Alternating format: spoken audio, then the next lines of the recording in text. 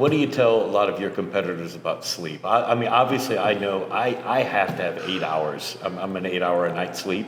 But when you're on prep, the hunger, sometimes it's hard to sleep. So do you have recommendations for that one? Yeah, I mean, sleep is probably one of the most overlooked aspects. I mean, not just by bodybuilders, but I would say just the population at large. The amount of people that tell me, oh, I only need like 5 hours of sleep, I'm good on that. I'm like, I think you've convinced yourself of that, because I think the research shows only like less than 5% of the population functions well on even 6 hours of sleep. So when people tell me they function well on 5-6 hours of sleep, I'm like, no, you just haven't been buckling down and making it happen.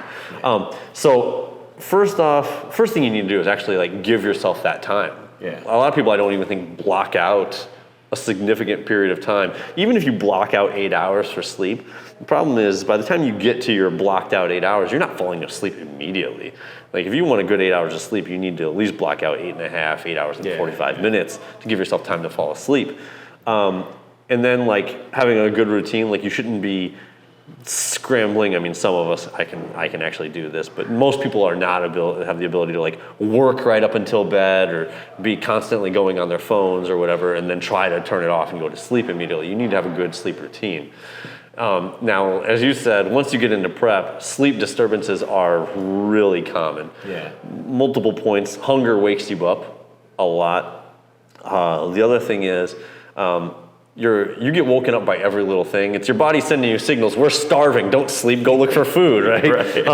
Like evolutionarily speaking, this is your body's way of keeping you alive. Right. So one, you need to accept that there is going to be some sleep disturbance that is unavoidable, and do your best not to stress about it. Yeah. Sometimes I'll tell people, like, sometimes just laying there and attempting to sleep and not stressing about it, just relaxing, can be a form of recovery even if you're not sleeping. You just do the best that you can.